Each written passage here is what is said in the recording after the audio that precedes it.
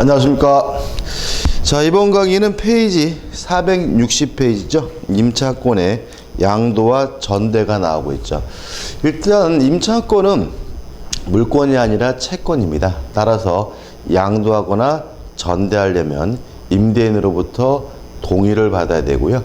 만약에 동의 없이 임차권이 양도가 되거나 전대가 되면 임대인은 임대차 계약을 해지하는 것이 가능합니다. 이게 일단 기본적으로 머릿속에 숙지하셔야 될 태도죠. 그래서 교재 보시면 1번 의의 및 민법의 태도에서 지금 방금 말씀드린 내용이 나와 있고요.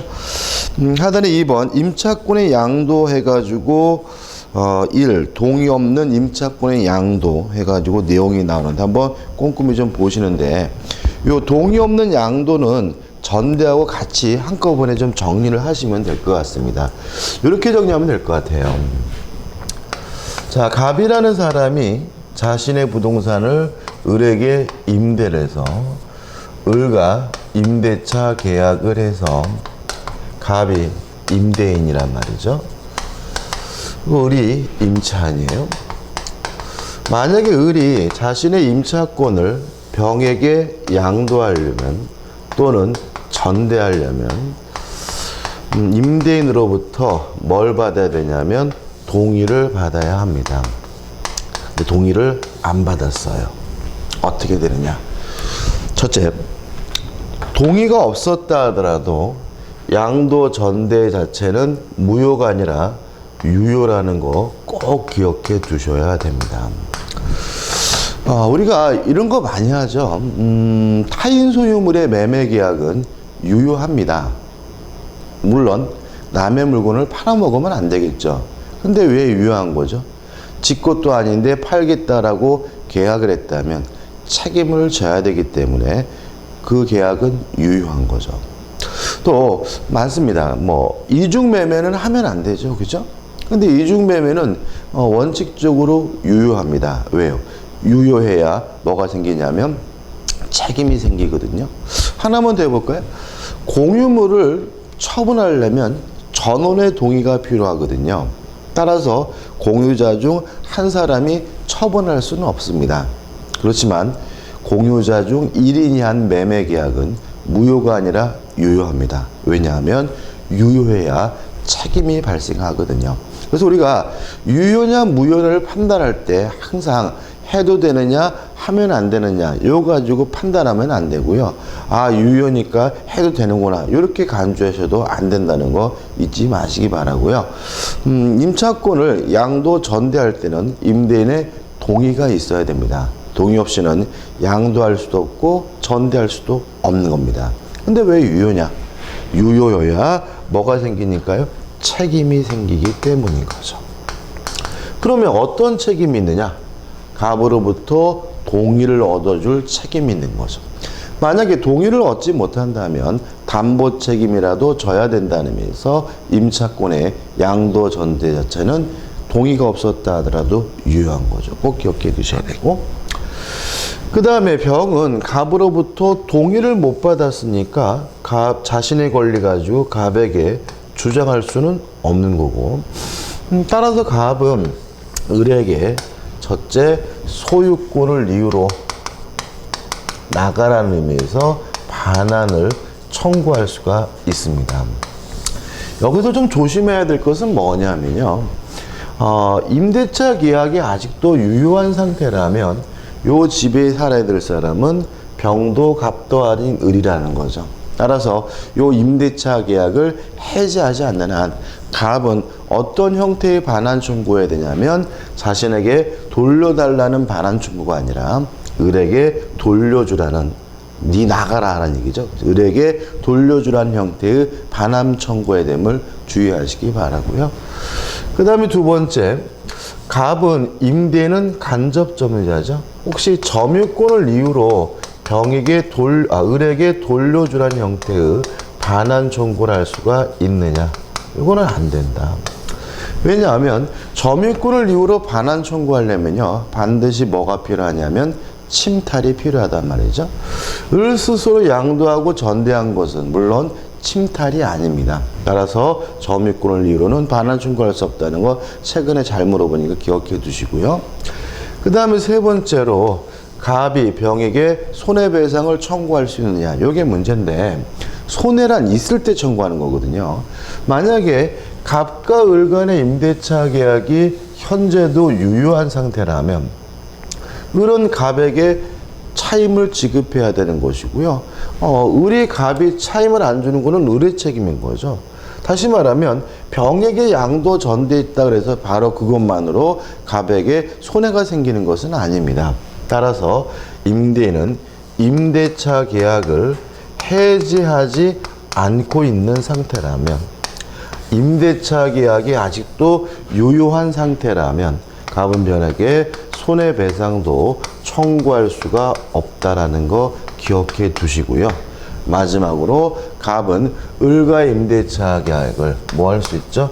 해지하는 것이 가능하다까지 기억하시면 됩니다. 쟁점별로 기억하면 됩니다. 첫째, 동의 없이 양도 전대가 이루어지면 임대인은 임대차 계약을 해지할 수가 있다. 두 번째, 동의가 없었다 하더라도 양도 전대 자체는 무효가 아니라 유효하고요. 세 번째, 다만 임대인은 소유권을 이유로 을에게 돌려주라는 형태의 반환 청구하는 것이 가능하다. 유의하실 것은 침탈은 없기 때문에 점유권을 이유로는 반환 청구할 수가 없고요. 또 임대차 계약이 해지하지 않는 한 병에게 손해배상도 청구할 수가 없다는 거 꼭 기억해 두시기 바랍니다. 여기 끝입니다. 정확하게 숙지하시면 되겠죠? 교재님도 한번 보시기 바라고, 461페이지 하단에 보시면 임대인의 동의 있는 임차권이 양도가 나오죠. 만약에 동의를 얻어가지고 임차권이 양도가 되면 을은 임대차 계약 관계에서 벗어나고 병이 새로운 뭐가 되겠습니까? 임차인이 되겠죠. 끝입니다. 자, 462페이지 보시면 대표 예제가 나와 있죠. 풀어볼까요? 임대인의 동의 없이 한 임대차의 양도는 1. 원칙적으로 유효하나 임대인에게 대항할 수 없다. 이게 맞는 거죠. 그죠? 유효합니다. 다만 병은 자신의 권리를 갑에게 주장할 수 없다. 대항할 수가 없다. 1번이 답이죠. 그 다음 3번 전대차 해가지고 463페이지 보시면 임대인의 동의가 있는 뭐가 나오고 있습니까? 전대차가 나와 있죠. 이건 좀 한번 정리를 해봐야 됩니다. 자, 갑이요, 을과 임대차 계약을 했고요. 을이 임차인인데 을이 한 번 더 병에게 임대를 했어요. 이걸 우리가 뭐라 그러죠? 전대라고 하고요. 여러분, 이제 임차인은 뭐가 되냐면 전대인이 되고요. 병은 우리가 전차인이 됩니다. 근데 아까와 차이점은 임대인으로부터 뭘 받았냐면 동의를 받았다. 그죠?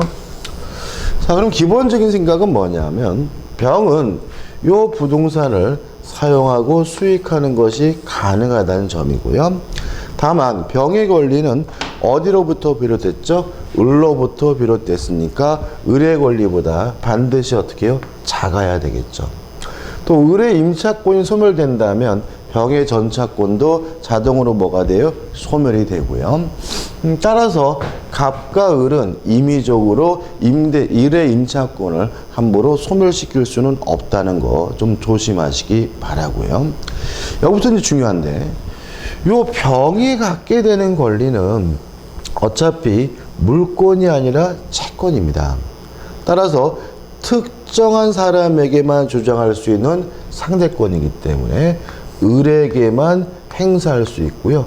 갑에게는 행사할 수가 없는 거예요. 따라서 이 목적물에 대한 사용 수익하게 해줄 의무는 을이 부담하지 갑이 병에게 부담하는 아니라는 것이 형태가 나오는 거죠. 따라서 병의 입장에서는 고장난 것이 있다면 고쳐달라고 을에게 요구해야 되지 갑에게 요구할 수는 없다는 게 기본적인 틀인 겁니다.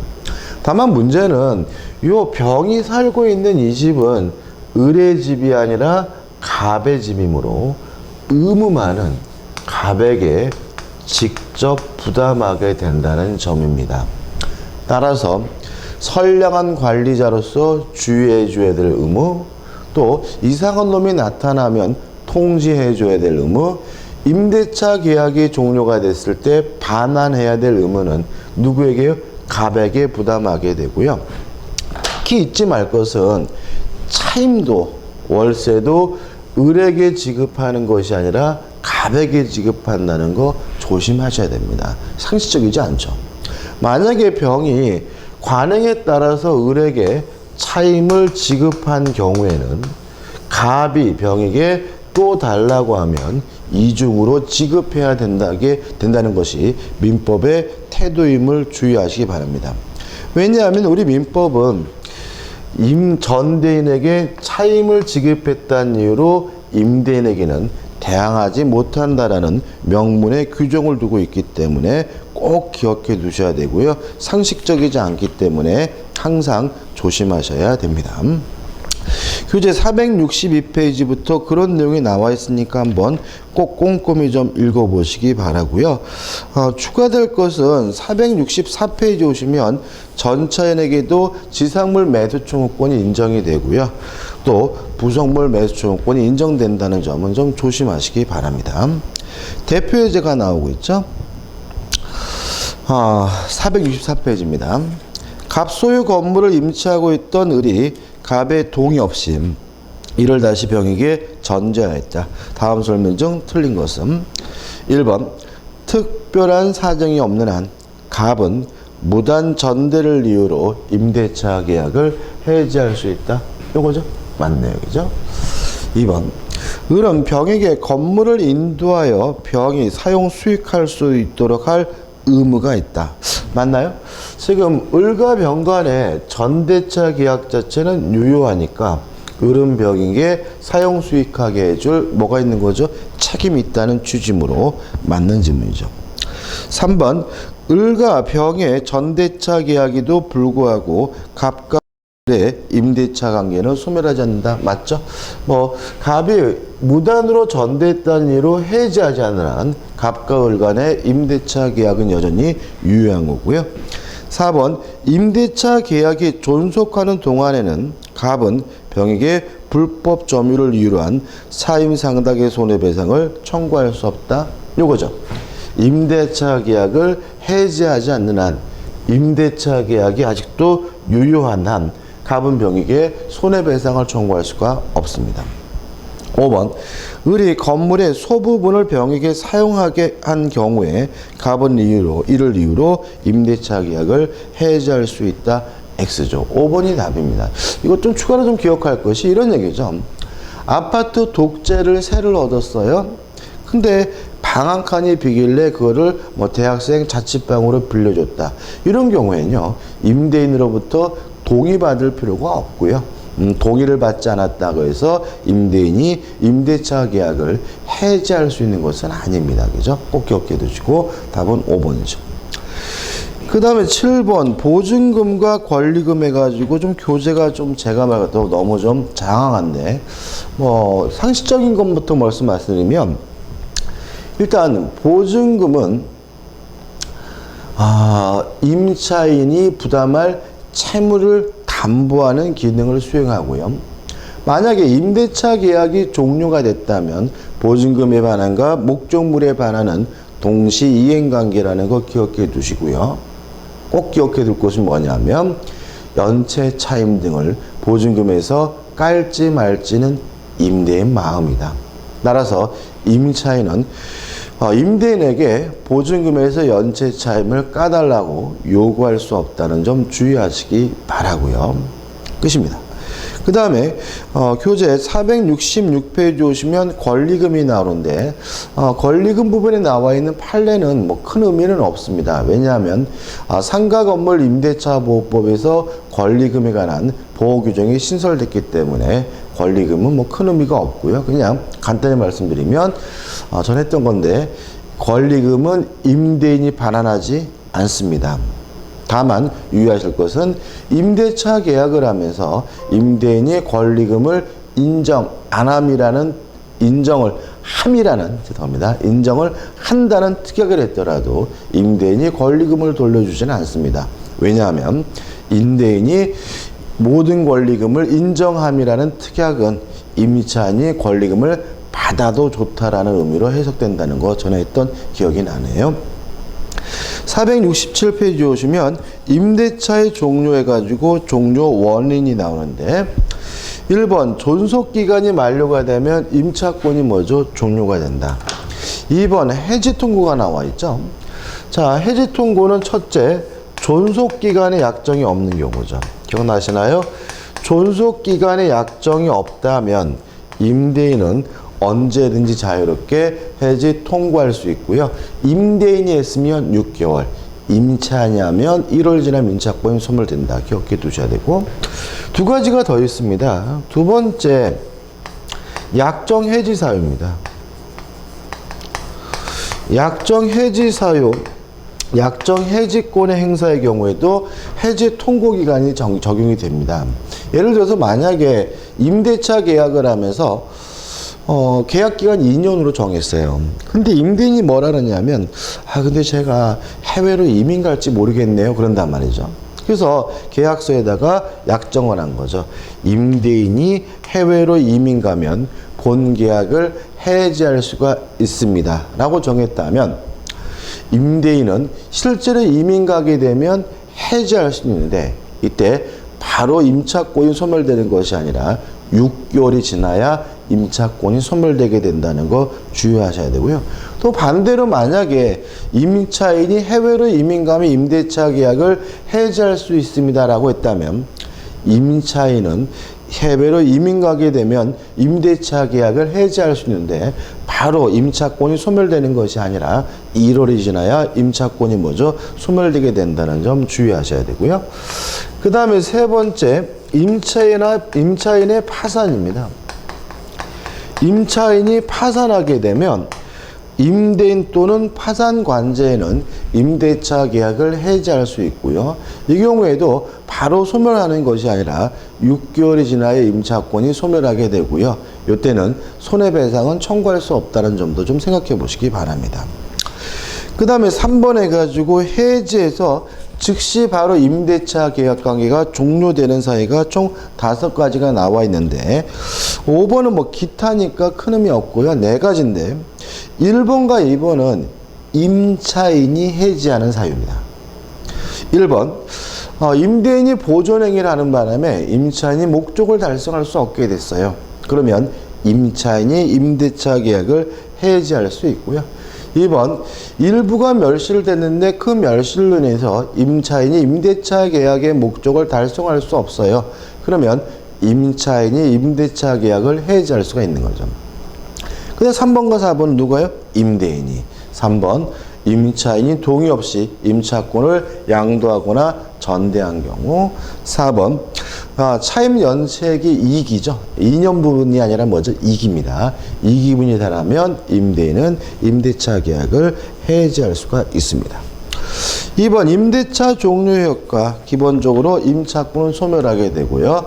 원상 회복해야 되는데 토지 임차권의 경우에는 지상물 매수 청구권이 문제가 될 수가 있고요.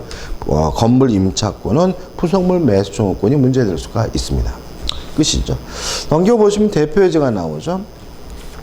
임대차의 해지에 관한 민법 규정의 설명 중 틀린 것은 1번, 임대차 기간에 약정이 없는 때에는 당사자는 언제든지 계약의 해지를 통고를 할 수 있다. 맞죠? 왜요? 임차권은 최단 기간을 보장하지 않으니까. 2번, 임대차 기간에 약정이 있는 경우에도 당사자 일방 또는 쌍방이 그 기간 내에 해지할 권리를 가질 당사자는 언제든지 계약 해지 후 통고를 할 수 있다. 기본적으로 어떻게 해요? 맞고요. 여기 조심할 것은 통고라는 말은 임대인이 했으면 6월, 임차인이 했으면 1월 지나면 임차권이 소멸된다는 얘기죠.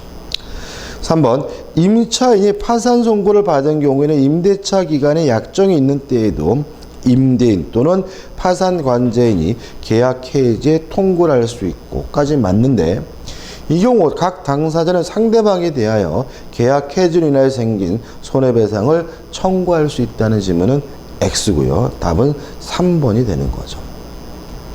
4번 임대차 계약의 해지 통고로 인하여 종료된 경우 그 임차물이 적법하게 전대되었을 때예요. 그죠? 자, 그 말은 임대인으로부터 뭘 받았다는 얘기죠? 동의를 받았다는 얘기죠. 근데 여기서 문제가 뭐냐면 의뢰 임차권이 소멸하면 병의 전차권도 자동으로 뭐가 돼요? 소멸되기 때문에 해지 통고란 경우에는 그 사실을 병에게 뭘 해줘야 되냐면 통고를 해줘야 돼요. 따라서 임대인은 전차인에 대하여 그 사유를 통지하지 아니하면 해지로서 전차인에게 대항하지 못한다. 맞는 지문이고 기억해 두셔야 되고요. 5번은 차임 연체액이 이게 차임액에 달하면 임대인은 임대차 계약을 해지할 수 있다는 규정입니다. 그 다음 편면적 강행 규정이 나오죠. 임대차는 약자 보호 규정이기 때문에 대표적인 강행 규정이고요. 따라서 특약으로서 뭐 할 수 없습니까? 배제할 수가 없습니다. 유의하실 것은 꼭 기억할 것은 예외적으로 임의 규정이 있는데 뭐냐 하면 비용 상환 청구권에 관한 규정입니다. 다시 말하면 필요비나 유익비 상환 청구권에 관한 민법 규정은 임의 규정이기 때문에 특약으로서 배제할 수 있다는 거 잊지 마시기 바랍니다. 끝입니다. 자, 이렇게 해서 이제 민법이 끝났고요. 이제 파트 4에서 민사특별법으로 들어가게 되는데, 민사특별법은 15% 몇 문제죠? 6문제가 출제되도록 딱 못이 박혀 있어요. 근데 법이 총 5개 법입니다. 5개 법이기 때문에 각각의 법에서 한 문제씩 일단 내고요. 5개의 법 중에서 한 개의 법에서 하나를 더 추가해서 2문제를 내겠죠. 그러면 5개 중에서 4개의 법에서는 한 문제, 한 개의 법에서는 2문제 이렇게 내는데 최근에 계속해서 특이하게도 부동산 실권리자 명의 등기에 관한 법률에서 2문제를 내고 있다는 거 좀 주의하시기 바라고요. 차근차근 보셨으면 좋겠습니다. 첫 번째 이제 뭐가 나오냐면 주택 임대차 보호법이 나오고 있습니다.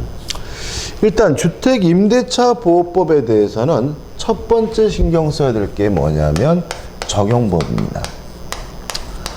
일단 주택 임대차 보호법은 주택 주거용 건물에 대해서 적용이 되게 되는데 첫 번째 기억할 것은 주거용인지 아닌 여부를 판단하는 기준은 형식적으로 판단하지 않고 실질적으로 판단해야 된다는 것이 우리 판례 입장이다. 이게 첫 번째 기억할 내용입니다. 건축물 대장 같은 경우에는 보통 용도가 나와 있습니다. 따라서 이런 의미가 되겠죠. 건축물 관리대장 보니까 용도가 당구장, 사무실 이렇게 형식적으로 그렇게 되어 있다 하더라도 실질적으로 거기서 임차인이 먹고 자고 싸는 용도로 쓰고 있다면 그게 뭐가 되냐면 주택 임대차 보호법에 적용된다. 다시 말하면 형식상 공부상의 기재를 가지고 따져나는 것이 아니라 실질적으로 먹고 자고 싸는 용도로 쓰는지 가지고 판단하게 됨을 주의하시기 바라고요. 두 번째 주의하실 점은 임대차 계약시를 기준으로 합니다. 무슨 말이냐면 임대차 계약을 할 때 주거용 건물이어야 돼요. 만약에 임대차 계약할 당시에 주거용 건물이 아니라면 그때는 주택 임대차 보호법이 적용되지 않습니다. 계약할 때 주거용 건물이어야 되고요. 그 다음에 세 번째로 일부가 비주거용으로 쓰이고 있더라도 주택 임대차 보호법이 적용이 된다는 거죠. 그러면 일부가 비주거용이라는 말은 주거용 부분이 더 넓다는 얘기죠. 그럼 반대로 만약에 일부가 오히려 주거용으로 사용되고 있는 경우에는 그때는 더 큰 부분이 비주거용으로 쓰고 있다는 얘기니까 주택 임대차 보호법이 적용되지 않음을 주의하시기 바라고요. 그 다음에 네 번째 문제가 임차인 문제거든요. 임차인은 자연인이어야 됩니다. 왜요? 주거용 건물이라는 것이 먹고 자고 싸는 용도로 쓰이는 거니까요. 따라서 임차인이 법인인 경우에는 이때는 원칙 으로 주택임대차보호법이 적용되지 않는다라는 걸 일단 전제하고요. 다만 최근 개정을 통해 가지고 임차인이 법인인 경우에도 예외적으로 주택임대차보호법을 적용하는 경우가 있어요. 첫째, 이렇게 기억하자고요. LH공사, 법인이 LH공사나 지방공사인 경우. 다시 말하면 임차인인 법인이 LH공사거나 지방공사인 경우에는 주택임대차보호법 적용을 하고요. 두 번째, 중소기업. 이것도 좀 기억해 두자고요. 그래서 중소기업이 임차인인 경우에는 주택임대차보호법이 적용이 된다. 이게 뭔 소리냐? 1번부터 말씀을 드리면 이런 문제입니다. 미분양 아파트를 정부가 어떤 생각을 하냐면 LH공사나 지방공사 같은 법인이 공기업이 임대를 해가지고 집 없는 서민들에게 싸게 이 전대를 하게 되면 미분양 아파트도 어느 정도 해소에 도움이 되고 또 집 없는 서민들의 주거 안정에도 도움이 되지 않을까라는 생각을 하게 돼요. 근데 문제는 만약에 이런 식으로 해서 임대차 계약을 하게 되면 요 임차인이 뭐가 돼요? 법인이 되기 때문에 요 사람들이 큰 피해를 볼 수 있다는 우려가 생긴 거죠. 그래서 주택임대차보호법을 개정을 해서 LH공사나 지방공사가 임차인 경우에는 주택임대차보호법을 적용한다라고 규정을 두게 되고요. 그 다음에 중소기업은 이런 문제입니다. 예를 들어서 서울에 있는 기업이 지방에다가 지사를 만들고요. 그 직원들이 거주할 수 있는 사택을 마련하는데 그런 경우에 만약에 임대를 통해서 마련했다면 임차인이 뭐가 되냐면 법인이 되는 거죠. 뭐 삼성이나 LG와 같은 큰 대기업이 뭐 보증금 뜯겼다 뭐 이런 것까지 국가가 개입할 문제는 아니겠지만 중소기업 같은 경우는 큰 문제가 될 수 있기 때문에 그런 용도로 중소기업이 임대한 경우에는 주택임대차보호법을 적용할 수 있도록 개정을 합니다. 그래서 법인인 기업이 중소기업인 경우에는 주택임대차보호법이 적용된다. 이렇게 기억하시면 좋을 것 같아요. 자, 이러한 내용이요. 교재 470페이지, 471페이지까지 나와 있으니까 꼼꼼히 좀 보시기 바라고요. 472페이지 오시면 대표 예제가 나오죠. 한번 풀어보죠. 472페이지입니다. 주택임대차보호법에 적용 대상이 되는 경우를 모두 고른 것은 기억, 임차주택이 미등기인 경우. 자, 실질적으로 그 건물이 주거용 건물이라면 미등기든 무허기든 무허가든 상관이 없습니다. 적용이 되네요.